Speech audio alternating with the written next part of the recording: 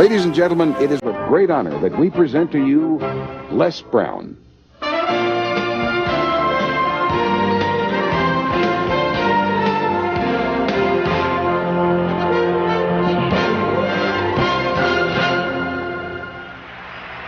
What I'd like for you to do right now, I want you to think about your dream, because I'm in a room full of dreamers. Think about your dream right now. I want you to think about it and envision it. Now, ladies and gentlemen, let me share something with you. I do not believe that any of us have dreams that were not given to us for the purpose of accomplishing those particular dreams. And I want to share something with you that has changed my life. I started out, as was indicated by Jack, very humble beginnings. I didn't know what that dream is that you have. I don't care how far-fetched it might appear to be. I don't care how disappointing it might have been as you've been working toward that dream. But here's what I know. That dream is so holding in your mind. That it's possible. Let's say that together. It's possible. So sometimes we can't say, I can do that. But what we can say, that it's possible. That I can have my dream as we run toward it, as we work on it day in and day out. No one, ladies and gentlemen, could have convinced me when I started out just over 6 years ago, working on my dream. And I want you to think about whatever your dream is, because I was willing to take a chance. And most people won't do that. Most of the people that you talk to try and bring them into the business, these are not risk takers. Most people have done all that they're ever going to do. They raise a family, they earn a living, and then they die. But people who are running toward their dreams, life has a special kind of meaning. And here's what I will share with you, that in the process of working on your dreams, you are going to incur a lot of disappointment, a lot of failure, a lot of pain, a lot of setbacks, a lot of defeats. But in the process of doing that, you will discover some things about yourself that you don't know right now. What you will realize is that you have greatness within you. What you'll realize is that you're more powerful than you can ever begin to imagine. What you will realize is that you are greater than your circumstances, that you don't have to go through life being a victim. As Jack indicated, I was born in Miami, Florida, in an area called Liberty City, in an abandoned building on a hard linoleum floor with my twin brother. We were 6 weeks of age. We were adopted.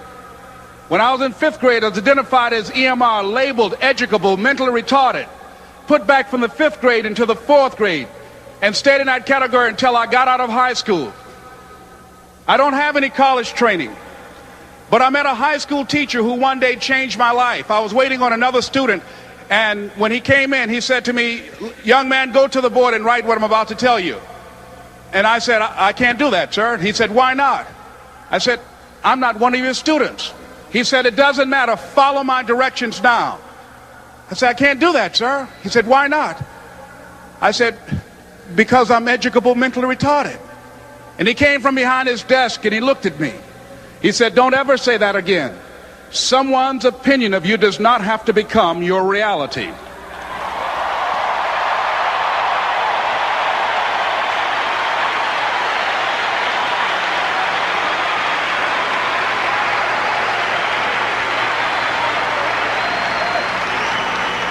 And that man, Mr. Leroy Washington, did something for me. He started planting seeds in my mind that enabled me to begin to dream, as Dexter has been doing for you.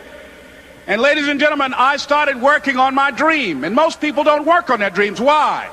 For many years I didn't. One is because of fear. The fear of failure. What if things don't work out? And the fear of success. What if they do and I can't handle it? The other thing is that most people, ladies and gentlemen, they get comfortable.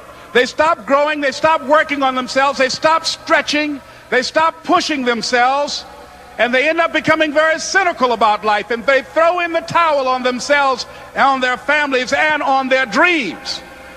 And the other thing is that most people don't feel worthy. What I'm doing now, I could have been doing years ago. But because I did not have a college education, because I didn't believe in myself, because I allowed other people's opinion of me to control my destiny, I didn't act on my ideas. So I applaud you for your dreaming, for your running toward your dream. I applaud you for believing in yourself, because that's what life is about, stretching and challenging, looking for ways that you can begin to improve yourself.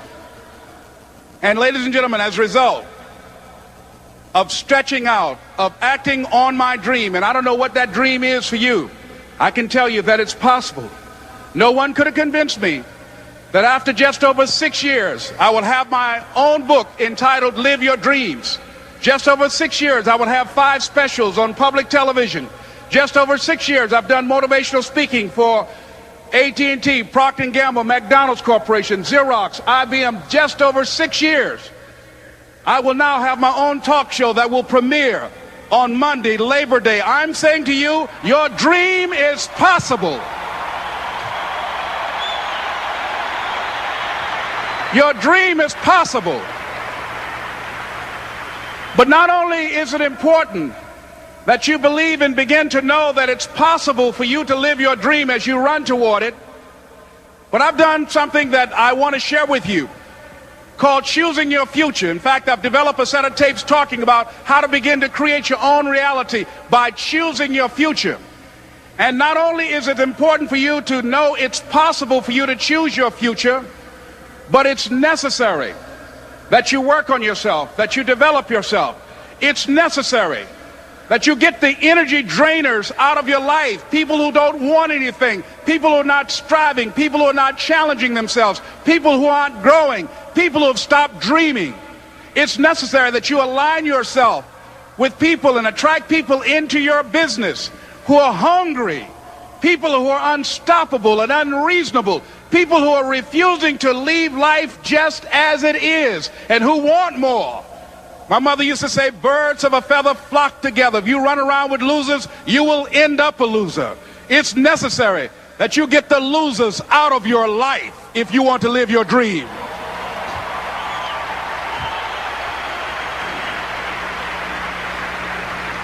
It's necessary to know that everybody won't see it, that everybody won't join you, that everybody won't have the vision. It's necessary to know that a lot of people like to complain, but they don't want to do anything about their situation, that you are an uncommon breed. You know, you have to know within yourself that I can do this. Even if no one else sees it for me, I must see it for myself. That's necessary. It's also, ladies and gentlemen, necessary that you be creative when you're working on your ideas, that you understand the importance of changing up, of readjusting your strategies. Many times we can have a great idea, but if you're not advancing it in the right way and things don't happen, you become discouraged and think the idea doesn't work. No, that's not true. It's necessary that we become creative. I remember when I was in New York walking down the street, and a guy approached me and said, "Hey, mister, can I shine your shoes?" And I said, "No, I'm in a hurry. I don't have time." I kept walking. Someone else said, "Hey, man, your shoes look clutty. May I shine your shoes?" I said, "No, I don't have time. I'm sorry, I'm busy." And I was walking faster, and many people solicited me for my business. And then finally, a young man stepped in front of me, and he said, "Excuse me." And he started counting, 97, 98, 99, 100. He said, "Sir?" I said, "Yes." He said, "Come here, please." I said, "What is it?" He said, "Today is my birthday. And every year, just to thank God for another year of life, the 100th person who passes my shoe shine stand, I offer them a free shoe shine. Would you give me the honors?" I said, "Why, sure." I got up on the shoe shine stand, George, and I sat there, and he shined my shoes diligently. And when I got down, I looked at them, they were sparkling. And I was walking away, and I said, "Thank you." And I stopped, I said, "Excuse me, but how much do you usually charge?" He said, "Only $2. I said, "I tell you what, today's your birthday. Here's $5, keep the change." He said, "Thank you." As I was walking away, looking in the opposite direction at other people coming, he started counting again. 97, 98, 99, 100.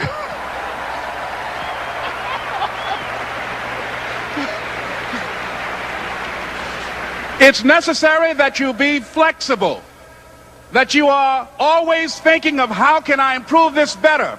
This is a customer-driven economy.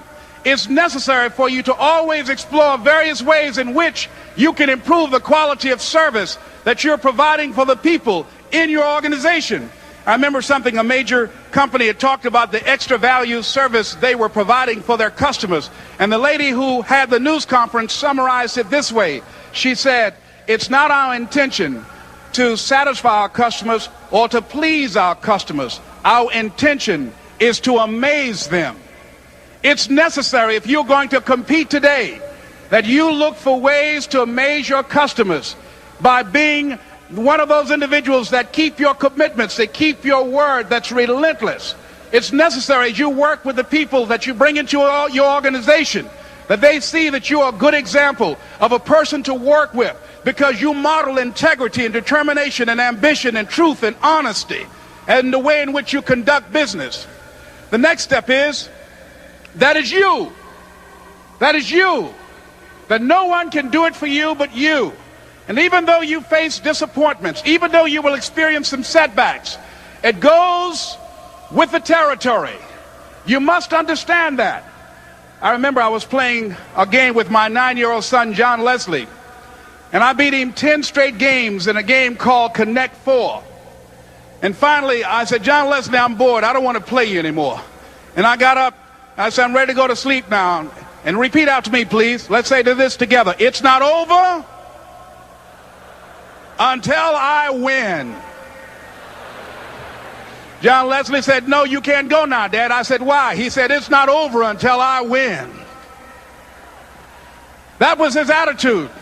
We sat down and we played several other games. And finally, after the 11th game, John Leslie won, and he got up and he yawned. And he said, I'm ready to go to sleep now. And I'm saying to you, what if all of us took that attitude after we face a rejection and a no, or we have a meeting and no one shows up, or somebody say, you can count on me, and they don't come through?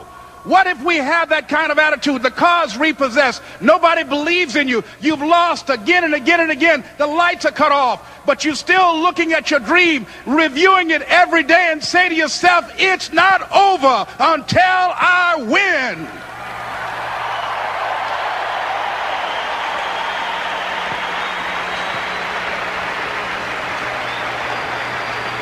Life will yield to you. Now here's the next step. Repeat after me, please. It's possible. I can live my dream. It's necessary. I work on myself. Surround myself with winners. Become creative. It's me. I've got to make it happen. It's not over until I win.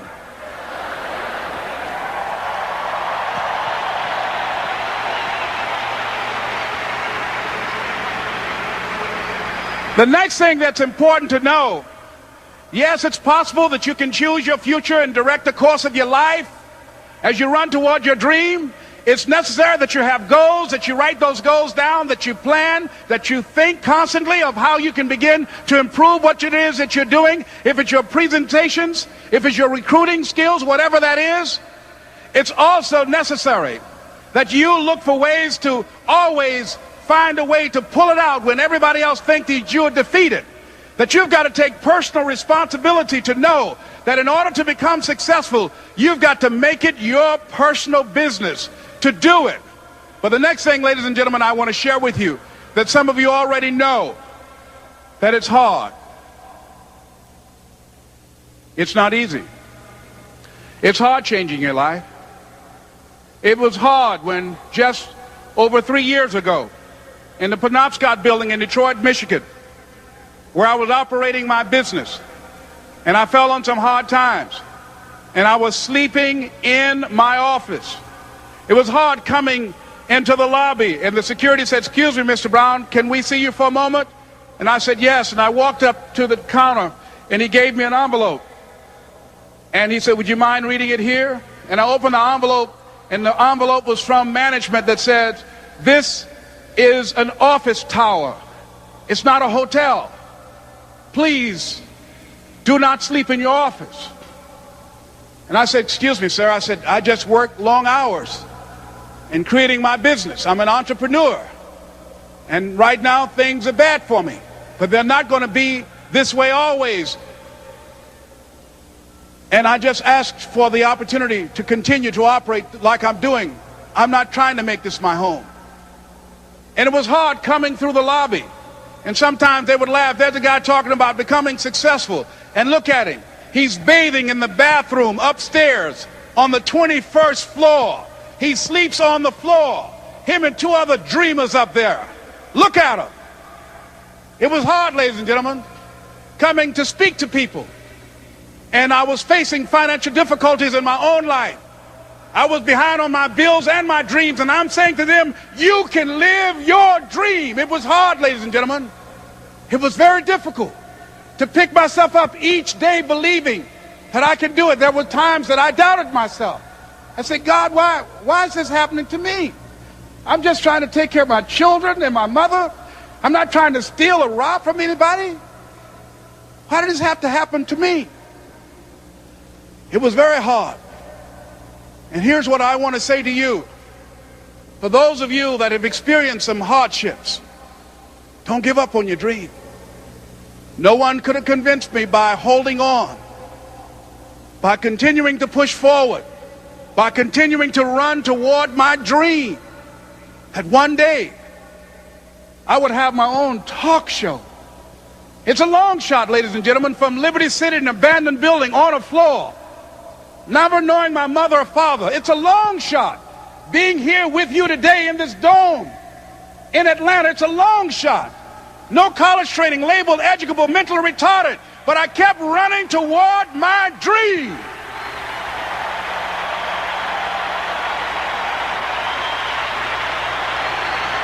Don't stop.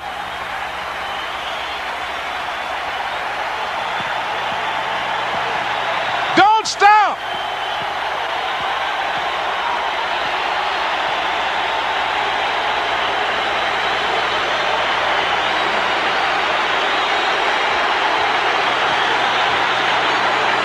Don't stop running toward your dream.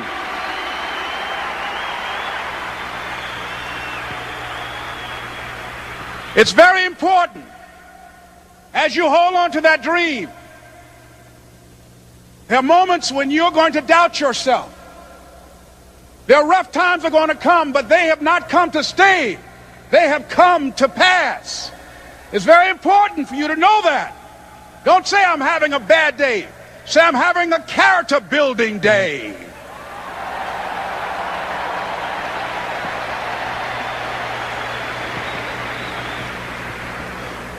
It's very important for you to believe that you are the one to make this happen. I remember this high school teacher, Mr. Leroy Washington, at the end of school one June, it was just a few days before we were supposed to leave, and I just got my report card, and it indicated that I'd failed history, and I'd failed English, and I would have to go to summer school.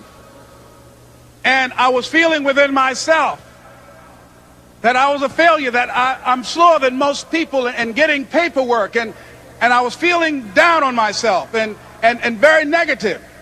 And Mr. Washington was giving a speech to the graduating seniors, and I was in 11th grade.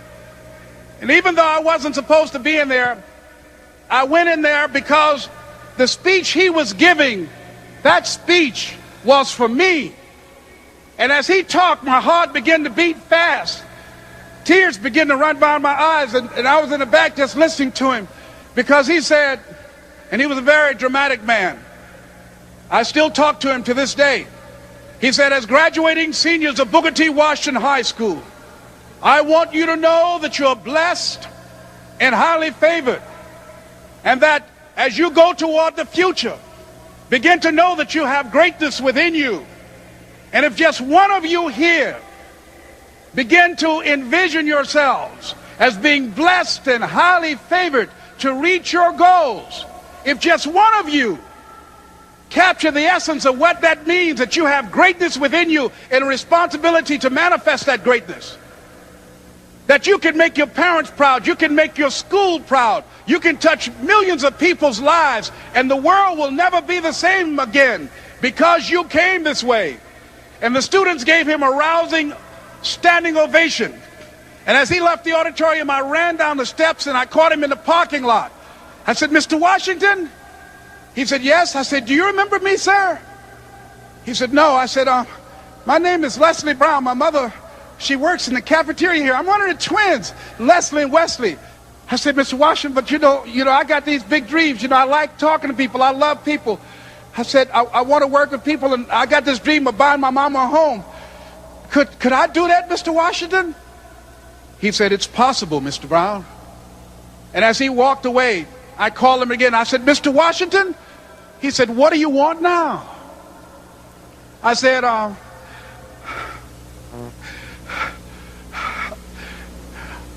the one, sir." I said, "I'm the one. You remember me, sir.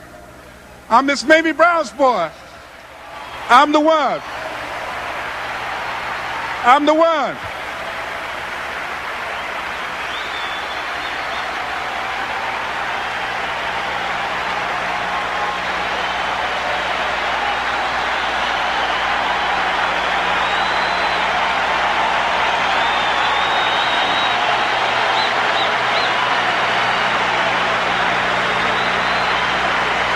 And you must feel that's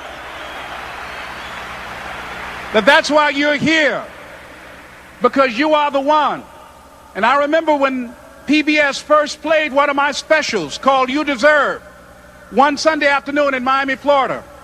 I had some friends call him to tell him to tune in. And he watched the program. He called me in Detroit, and I answered the phone. I said, "Hello." He said, "May I speak to Les Brown, please?" I said, "Who's calling?" He said, "You know who this is." I said, "Oh, Mr. Washington, it's you." He said, "You were the one, weren't you?" I said, "Yes, sir." He said, "And you were so crazy." I said, "I know, but I'm rich now."